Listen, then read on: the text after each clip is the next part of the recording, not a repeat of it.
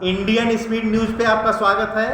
और इस समय हम हैं लखनऊ में दारुसफा विधायक निवास, और यहाँ पर हमारे राष्ट्रीय अध्यक्ष आरपी अंबेडकर जी जो आरक्षण बचाओ संघर्ष समिति से हैं, और ये राष्ट्रीय अध्यक्ष जी कम से कम जब इन्होंने सर्विस गवर्नमेंट एम्प्लॉय जो है जब इन्होंने सर्विस शुरू की तो साथ ही साथ सामाजिक कार्य भी किया। आरक्षण बचाओ संघर्ष समिति के द्वारा इन्होंने इतना काम इंडिया में कर दिया कि कोई ऐसा प्रदेश नहीं, कोई ऐसा गांव नहीं जहां इनकी टीम नहीं है। और ये जब भी चाहें तो कोई भी अगर इनके अपोजिट बात करता है संविधान के तो ये जरूर उसको टक्कर देते हैं और सफल होते हैं, और जंतर मंतर पे भी पहुंच जाते हैं कि सरकारें की चूरें हिला सकते हैं। इतनी शक्ति है माननीय आरपी अंबेडकर जी, और ये हमेशा के लिए दूसरे के लिए लड़ते रहें, और अपने समाज में ही नहीं कोई भी समाज का तबका आया तो इन्होंने मदद की। तो माननीय महोदय, हम जानना चाहते तो आज तक आपने इतनी मेहनत की तो अपने समाज के लोगों के लिए जो आरक्षण बचाओ संघर्ष समिति का आपने ये संगठन बनाया हुआ है, और इसमें बहुत सारे लोग हैं, जैसे कि एक वो भीम आर्मी है चंद्रशेखर रावण, उससे ज़्यादा हमने देखा आप में भी जोश है और आपकी टीम है कि लाखों की संख्या पूरे भारत में आप इकट्ठा करके किसी भी पार्टी को धराशायी कर सकते हैं। इसीलिए बड़े बड़े दिग्गज, बड़े बड़े नेता आपको सलाम करते हैं, और आप उनको यहाँ तक कह दें कि सुधर जाओ तभी हम हेल्प करेंगे। तो सर, ये जो इतनी बड़ी मेहनत और इतना बड़ा संगठन है, इतनी बड़ी आपकी ये संगठन है, तो सर आरक्षण बचाओ संघर्ष समिति के तहत आपने अपने समाज को क्या लाभ दिलाया और क्या कहना चाहते, तो सर आप अपने विचारों को व्यक्त कीजिए। देखिए, मैं आरपी सिंह अंबेडकर आरक्षण बचाओ संघर्ष समिति का संस्थापक राष्ट्रीय अध्यक्ष हूँ, और पिछले लगभग 12 से 14 साल से हम लोग ये राष्ट्रव्यापी आरक्षण बचाओ आंदोलन चला रहे हैं, राष्ट्रीय स्तर पे चला रहे हैं। ये हमें आरक्षण बचाओ संघर्ष समिति क्यों बनानी पड़ी, इसका मतलब यही कि आरक्षण पे कोई बवाल है, आरक्षण को कोई ख़त्म करना चाहता है, SC ST OBC माइनॉरिटी के हकों को कोई दबाना चाहता है, उनको छीनना चाहता है। कोई ऐसी चाल देश के अंदर पिछले जब से आरक्षण लागू हुआ तभी से चल रही है। जब SC ST का आरक्षण लागू हुआ तब उनके साथ न्याय नहीं हुआ, और जब पिछड़ों को आरक्षण दिया गया तब से इसको ख़त्म करने की, इसे समाप्त करने की, आरक्षण मुक्त भारत बनाने की गति में तेजी आई है।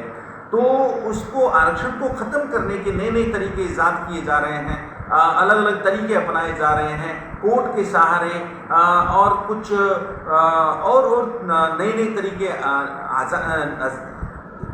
निकाल कर उसको आरक्षण को ख़त्म करने की तैयारी की जा रही है। और इसका नुकसान सीधे सीधे वंचित वर्गों को हो रहा है। किसी भी विभाग में, किसी भी कार्यालय में, किसी भी विश्वविद्यालय में आरक्षण कोटा SC BC का आज तक पूरा नहीं हुआ है। अमृत काल की शुरुआत जरूर हो गई है, ये अमृत काल किधर जाएगा लेकर के SC BC के लोगों को कितना न्याय मिल पाएगा, इसके ऊपर बहुत बड़ा प्रश्न है। क्योंकि 75 सालों का सफरनामा अगर देश की आज़ादी के बाद का देखें, संविधान लागू होने के बाद का देखें, तो वंचित वर्गों को अभी तक उनके पूरे हक नहीं मिल पाए हैं। तो ये अमृत काल की शुरुआत पे ये प्रश्न खड़ा हो जाता है कि किस प्रकार का अमृत काल शुरू किया गया है, शुरू हुआ है, घोषित हुआ है। क्या इस अमृत काल के अंदर सभी वंचित वर्गों को, सभी पिछड़े वर्गों को, सभी दलित जातियों को, ट्राइबल्स को न्याय मिल सकेगा? क्या हर प्रकार का भेदभाव खत्म हो जाएगा? क्या सबके हक बराबरी पर लाकर दे दिए जाएंगे? क्या किसी के साथ अन्याय, जबरदस्ती और इनजस्टिस नहीं होगा? क्या शोषण नहीं होगा? तो इस अमृत काल के ऊपर कई तरह के प्रश्न चिन्ह भी लग रहे हैं कि अमृत काल आखिर होगा कैसे, इसका स्वरूप होगा कैसे। 75 साल के अनुभव, आज तक के अनुभव बता रहे हैं कि अब तक छीनने के अलावा कुछ भी अतिरिक्त देने का प्रयास नहीं किया गया है। हमारी मुख्य मांग है आरक्षण को कानून बनाया जाए, इसको लेकर के हम आंदोलन कर रहे हैं। कानून बनाकर इसे संविधान की 9वीं अनुसूची में रखा जाए, जिससे इस आरक्षण के साथ किसी प्रकार की छेड़छाड़ न हो सके। उच्च पदों पर, शीर्ष पदों पर, सभी जगहों पर, सभी विभागों में, सचिवालयों में, विश्वविद्यालयों में, हर जगह SC BC का आरक्षण कोटा पूरा किया जाए। जो पद खाली पड़े हैं विशेष भर्ती अभियान चलाकर उन पदों को भरा जाए। चाहे विश्वविद्यालयों के हजारों पद खाली पड़े हुए हैं, असिस्टेंट प्रोफेसर्स के, एसोसिएट प्रोफेसर्स के, इन पदों को विशेष अभियान चलाकर भरा जाए। सभी विभागों में आरक्षण कोटा पूरा किया जाए और प्रमोशन में आरक्षण लागू किया जाए। शीर्ष पदों पर हमारा प्रतिनिधित्व तभी पूरा हो सकता है जब विशेष अभियान चलाकर एक विशेष कानून के तहत 8A के तहत उसको कॉन्सिक्वेंशियल सीनियरिटी के साथ आरक्षण कानून, प्रोन्नतियों में आरक्षण का कानून लागू किया जाए। कई स्टेट के हाई कोर्ट्स के डायरेक्शंस भी हैं, सुप्रीम कोर्ट ने भी 100 डायरेक्शन दिया है। तो उत्तर प्रदेश सहित सभी राज्यों में समान कानून लागू किया जाए आरक्षण के ऊपर और दलितों, वंचितों और पिछड़े वर्गों के हित सुरक्षित किए जाए। जिनको अभी तक उनके हक नहीं मिल पाए हैं वो सारे हक उनको दिए जाएं। मैं ये कहना चाहता हूँ कि शीर्ष अदालतों में, उच्च न्यायपालिकाओं में SC/BC का, माइनॉरिटी का और ट्राइबल्स का प्रतिनिधित्व पूरा करने के लिए आपको सर्विसेज की तरह जिस तरह से IAS, IPS, लोक सेवा आयोग बनाया आपने, केंद्रीय लोक सेवा आयोग, राज्यों के लोक सेवा आयोग, उसी प्रकार से जुडिशरी कमीशन आपको गठित किया जाना चाहिए और केंद्र के अंदर केंद्रीय स्तर पर एक जुडिशियल कमीशन गठित किया जाना चाहिए जिसके माध्यम से जजों की नियुक्ति हो, हाई कोर्ट्स और सुप्रीम कोर्ट के जजों की नियुक्ति हो, डिस्ट्रिक्ट जज की नियुक्ति हो और उसके माध्यम से ही SC/BC को न्याय दिया जा सकता है, उनके हकों की रक्षा की जा सकती है।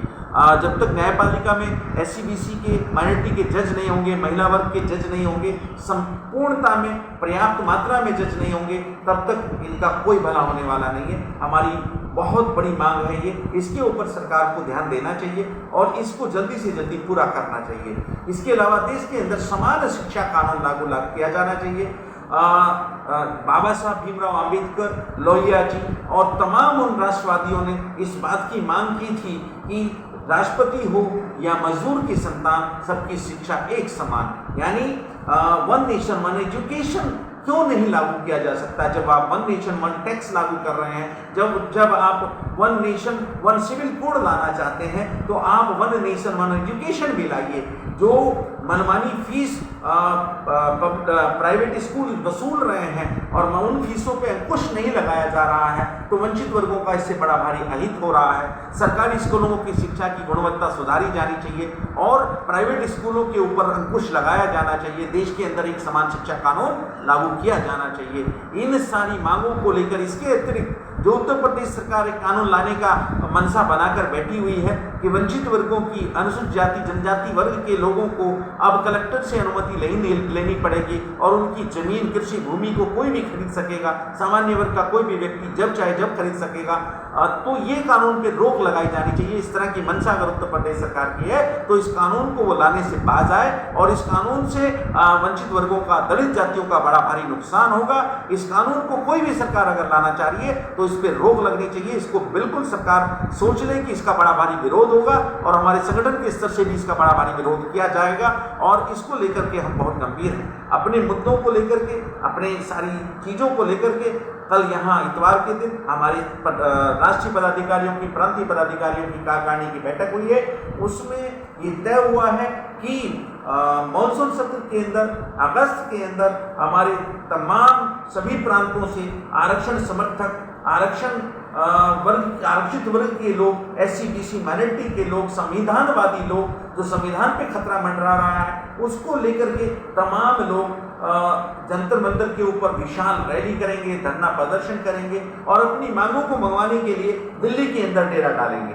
इसको लेकर के यहाँ कल विस्तार से बातचीत हो गई है, सब राज्यों में इसकी तैयारी शुरू हो गई है। इसको लेकर के हम बहुत गंभीर हैं और ये लड़ाई हम तब तक लड़ते रहेंगे, तब तक ये हमारी लड़ाई जारी रहेगी जब तक ये हमारी मांगें पूरी नहीं की जा सकती। हम देश की अखंडता, देश की स्वतंत्रता, देश के नागरिकों की स्वतंत्रता, उनके अधिकारों की रक्षा, व्यक्ति की गरिमा, समता, समानता के लिए अधिकार की लड़ाई लड़ रहे हैं। हम न्याय की लड़ाई लड़ रहे हैं हम हमारा किसी सरकार से, किसी व्यक्ति से, किसी जाति से कोई विद्रोह नहीं है, कोई द्वेष नहीं है। हम अपने हकों की, अधिकारों की, मानवीय अधिकारों की, संवैधानिक अधिकारों की लड़ाई लड़ रहे हैं और ये हमारा अधिकार भी है, इसको हम लेकर रहेंगे। और इसके जब तक ये अधिकार हमारे मिल नहीं जाते, वंचित वर्गों के अधिकार जब तक, संवैधानिक अधिकारों की बहाली नहीं हो जाती, जब तक समान हक कानून नहीं मिल जाते, जो छीने हुए अधिकार है वो नहीं मिल जाते, तब तक ये लड़ाई जारी रहेगी। इसको लेकर के हम तमाम उन पॉलिटिकल पार्टियों को, तमाम उन संविधानवादी पार्टियों को,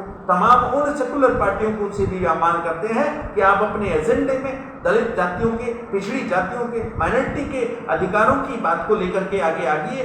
तो आप सेक्शन कमेटी की रिपोर्ट देश के अंदर लागू करवाइए, आप माइनॉरिटी के लोगों को भी न्याय दिलवाइए, आप सिख और ईसाइयों को भी न्याय दिलवाइए, जो उनकी हकमारी हो रही है, इसको लेकर के सरकारों को आगे आना चाहिए। तो ये देश की अखंडता सर्वोपरि है, ये देश सबका है, इस देश के सब है, तो यहाँ कोई विदेशी नहीं है। संविधान हमारा इसकी व्याख्या संपूर्ण रूप से कर चुका है। तो हम संविधान में विश्वास रखने वाले लोग संवैधानिक अधिकारों की लड़ाई को तब तक लड़ेंगे जब तक ये अधिकारों की बहाली नहीं हो जाती। हर घर से एक नौजवान को नौकरी मिलनी चाहिए, बेरोजगारी खत्म होनी चाहिए, महंगाई पर रोक लगाई जानी चाहिए, शिक्षा सस्ती होनी चाहिए, स्वास्थ्य की सेवाएं सस्ती होनी चाहिए, प्राइवेट हॉस्पिटल्स और प्राइवेट स्कूलों पे अंकुश लगाया जाना चाहिए और निजीकरण जो सरकारी संस्थाओं को, सरकारी विभागों को बेचने का क्रम चल रहा है, इस पे तुरंत रोक लगाई जानी चाहिए। संविदा भर्ती में आरक्षण लागू किया जाना चाहिए, आउटसोर्सिंग पे टोटल रोक लगाई जानी चाहिए, सरकारी पदों को विशेष भर्ती अभियान चलाकर भरा जाना चाहिए, SC BC और महिलाओं को विशेष